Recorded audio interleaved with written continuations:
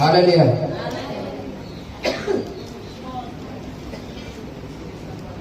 অতএব তোমরা কল্যকারের নিমিত্ত ভাবী হইও না, 33, কিন্তু তোমরা প্রথমে তার রাজ্য ও তার ধার্মিকতার বিষয়ে চেষ্টা করো, তা হইলে এই সকল দ্রব্য তোমাদেরকে দেওয়া যাইবে।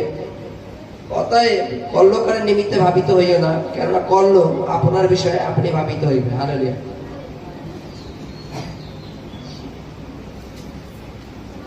আমরা জগতের প্রত্যেকটা মানুষ নিজের চিন্তা করি, তাই তো?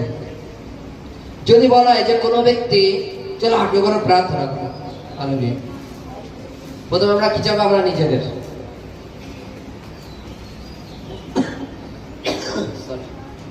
নিজেদের জন্য চাইবো, তাই তো? কিন্তু বাইবেলে বলছে তোমার কি প্রয়োজন সেটা ঈশ্বর সদাপ্রভু জানে। হালেলুয়া। তোমার প্রয়োজন পূর্ণ করবার জন্য ঈশ্বর সদাপ্রভু আছেন, কিন্তু প্রথমে তুমি তার রাজ্যের খোঁজ করো। হালেলুয়া। প্রথমে তুমি কি করো? তার রাজ্যের খোঁজ করো। বাইবেলে লেখা আছে যে আমরা প্রতিনিয়ত চিন্তিত থাকি যে কালকে কি করবো, পরশুদিনকে কি করবো, তারপরে কি করবো, এটা কি করবো, এটা কি করবো, প্রতিনিয়ত চিন্তিত থাকি, তাই তো? বাইবেলে বলছে, ঈশ্বর সদাপ্রভু বলছেন যে গাছের পুষ্প, ফুলের দিকে তাকিয়ে দেখো, ফুলের দিকে তাকিয়ে দেখো যে তারা একদিনের জন্য ফোটে, অথচ ঈশ্বর সদাপ্রভু তাদের কত সুন্দর ভাবে তৈরি করে একদিনের জন্য। যেটা আজকে আছে, হালেলুয়া, যেটা আজকে আছে সেটা কালকে থাকবে না। হালেলুয়া।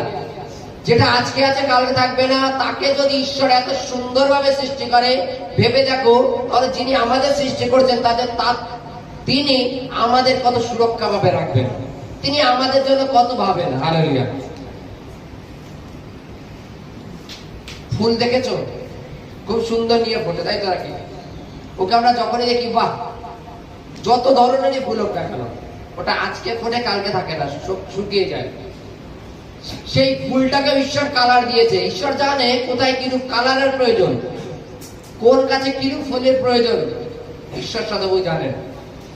বাইবেলের কাছে আমরা ভাবিত হই যে আমরা নিজেরা কি করব। এটা কেন ভাবো না যে আমাদের জন্য কেউ একজন আছেন, তিনি ভাবেন, তিনি আছে ঈশ্বর। হালেলুয়া। আমাদের জীবনে কার কি প্রয়োজন আছে ঈশ্বর সদাপ্রভু জানেন। বাইবেলে লেখা আছে আমরা কি পড়বো, কি খাবো, এই বিষয়ে যেন আমরা ভাবিত না হই। হালেলুয়া। এই বিষয়ে যেন ভাবিত না হই, আমরা বরঞ্চ যদি ভাবিত হই যেন ঈশ্বরের রাজ্যের জন্য। হালেলুয়া। সকাল থেকে সন্ধ্যা পর্যন্ত হয়তো পয়সার জন্য প্রতিনিয়ত দৌড়